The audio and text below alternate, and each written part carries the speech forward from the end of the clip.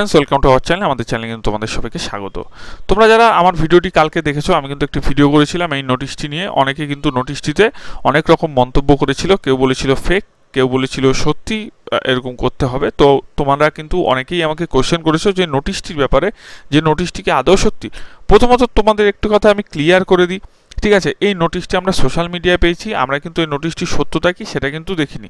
আর আরেকটি কথা, অনেকে বলছিল যে নোটিশ কিন্তু ইংরেজিতে হয়। হ্যাঁ, এই নোটিশটি ইংরেজিতেই ছিল, এটা কিন্তু বাংলায় করা হয়েছিল শুধুমাত্র তোমাদের সুবিধার্থে, যাতে তোমাদের বোঝাতে আমি সুন্দর করে পারি, তার জন্যই কিন্তু নোটিশটি বাংলায় করা হয়েছে। এছাড়া কিন্তু নোটিশটি ইংরেজিতেই ছিল। এবার এই যে অনেকে কিন্তু বলছে নোটিশটি ফেক না রিয়েল, আমি একটা কথা বারবার তোমাদের কিন্তু ক্লিয়ার করে দিতে যাচ্ছি। আবারও বলছি, নোটিশটি কিন্তু সোশ্যাল মিডিয়ায় পেয়েছি এবং অনেক চ্যানেলে কিন্তু দিয়েছিল, এবং নোটিশটির সত্যতা যেহেতু আমরা যাচাই করিনি, সেহেতু তোমাদের কিন্তু বলছি যে নোটিশটি একেবারে সত্যি সেটাও বলা যায় না, আবার একেবারে মিথ্যে সেটাও বলা যায় না। কারণ বিগত দিনগুলোতে তোমরা যদি একটুখানি ডাব্লিউবিপির অনেক রকম নোটিশ অনেক চ্যানেলে দেখতে পাও যে নিউ ভ্যাকেন্সি বেরোচ্ছে, কখনো এই দৌড়ের সময় পরিবর্তন, কখনো রেজাল্ট আসছে বলে অনেক নোটিশ বেরিয়েছে। কখনো কখনো নোটিশ সত্যি হয়েছে সেগুলো, আবার কখনো কখনো পুরো মিথ্যে হয়েছে নোটিশ, ঠিক আছে?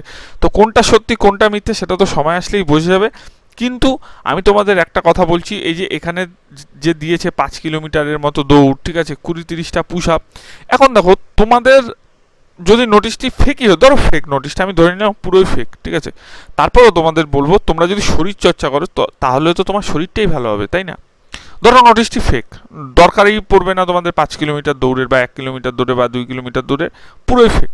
তাহলেও তোমরা যদি মাঠে যাও, ঠিক আছে, এই নোটিশটি ধরো ফেক ভেবেই যদি মাঠে যাও, তাহলেও তো তোমাদের শরীরেরই কিছু ভালো কাজ হবে, এটা তো কোনো খারাপ কিছু হবে না। আর সেকেন্ড কথা, আরেকটি আমি কথা বলবো তোমাদের ক্ষেত্রে। দেখো, তোমাদের এখানে যে 5 কিলোমিটার দৌড় দিয়েছে, অনেকে বলছে যে কনস্টেবলদের তো 1600 মিটার দৌড় লাগে, আর মেয়েদের তো দৌড় হচ্ছে গিয়ে 800 মিটার লাগে। তো এখানে তো 5 কিলোমিটার দেওয়া, এত কেন দৌড় সিভিকদের জন্য? এবার আমি একটা তোমাদের কথা বলি, দেখো, তোমরা যদি ভালো করে দেখো, 1600 মিটারের যে থাকে সেটা কিন্তু 6 মিনিট 30 সেকেন্ডে দৌড়টা কিন্তু থাকে, যেটা কিন্তু দৌড়ানো অনেকের পক্ষে কিন্তু খুবই কঠিন, অনেকে কিন্তু মাঠটাই পাস করতে হয় না। আর মেয়েদের ক্ষেত্রে কিন্তু 800 মিটার থাকে। 800 মিটারটা কত মিনিট? 800 মিটার মনে হয় তোমাদের 3 মিনিট বা 4.5, যাই হোক আমি ঠিক মনে পড়ছে না, ঠিক আছে, কিছু একটা থাকে। তো সেটা কিন্তু দৌড়ানো মেয়েদের পক্ষেও খুব কষ্ট। এবার তোমাদের এখানে যেটা দিয়েছে স্তর, তোমাদের যে 5 কিলোমিটারই দৌড়াতে হবে এমন কিন্তু কোনো কথা নেই, ঠিক আছে? এখানে কিন্তু যেটা লেখা আছে 0 থেকে 1 কিলোমিটার যদি তুমি দৌড়াইতে পারো তাহলে কিন্তু তোমার 1 পয়েন্ট। তুমি যদি দেখা গেল তুমি 1.5 কিলোমিটার বা 2 কিলোমিটার দৌড়ে দিতে, তাহলে কিন্তু 2 পয়েন্ট।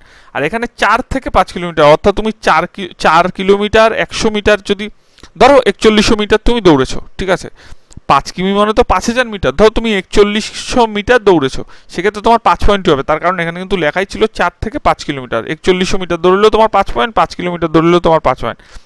এখানে কিন্তু 3.4 কিমি, এটা কিন্তু তুমি যদি 3100 মিটার দৌড়াও তাহলেও কিন্তু 4 পয়েন্ট, বা তুমি 4 কিলোমিটার দৌড়লো সেটাও কিন্তু 4 পয়েন্ট। তো এটা পয়েন্টের বিভাজনে ভাগ করা হচ্ছে, এমন না যে তোমার 5 কিলোমিটারই দৌড়াতে হবে, ঠিক আছে? এমন যে তুমি দেখা গেল তুমি 1 কিলোমিটারই অবধি দৌড়াতে পারছো না, বা তুমি 3 কিলোমিটার গিয়ে শেষ হয়ে যায়, তাহলে তোমার 3 পয়েন্ট দেবে, ঠিক আছে, যদি মানে নোটিশটি ঠিকঠাক হয়ে থাকে বা সত্যি হয়ে থাকে। তারপর দেখো, তোমার যে 20 থেকে 30টা পুশ আপ, সেটা কিন্তু একবারেই না, অনেকেই পারবে না দিতে, ঠিক আছে, আবার অনেকে পেরেও যাবে। এখন দেখা যাচ্ছে যে তোমার যদি লড়তে হয় সবার সাথে, তখন তো তোমার একসাথে তাদের সাথে লড়তে হবে, কিছু তো করার নেই, তোমার তো ফিটনেস দেখাতে হবে। যদি এই নোটিশ যদি সেইভাবে যদি সত্যি হয়ে যায়, ঠিক আছে, আজ নয় কাল যদি এরকম সত্যি একটা নোটিশ বের হয়, তখন কিন্তু তোমরা যারা মানে প্র্যাকটিস করবে না তারা অনেকেই প্রবলেমে পড়বে।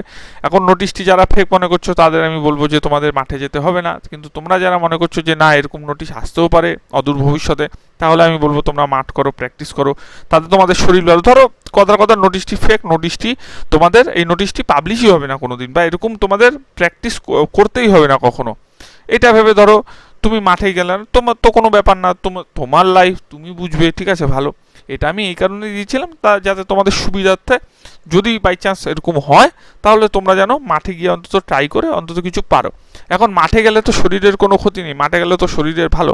এখন কেউ যদি মনে করে যে ফেক নোটিশ এসব করতে হবে না, তাহলে কোনো ব্যাপার নেই। আর কেউ যদি ফেক নোটিশ মনে করো যে না আমি একটু শরীরচর্চা করতে যাবো, তাই মাঠে যাই, এগুলো করি, একটুখানি সিট আপ দিই, ঠিক আছে, একটুখানি পুশ আপ দিই, আমি 30টা পুশ আপ না মারি বা 20টা পুশ আপ না মারি, আমি 10টা পুশ আপ দিই, ঠিক আছে, বা 12টা পুশ আপ দিই বা 15টা পুশ আপ দিই, এটা মনের একটা ইচ্ছা, ঠিক আছে। তো এটা থেকে শরীরের তো কোনো প্রবলেম নেই। এখন দেখা যাচ্ছে এই নোটিশ যদি সত্যি হয় তাহলে কিন্তু তোমাদের কিন্তু অদূর ভবিষ্যতে যদি এই নোটিশটি এরকম নোটিশ মানে আসে তাহলে কিন্তু অনেকের সমস্যা হবে, তার জন্যই আমি দিয়েছিলাম।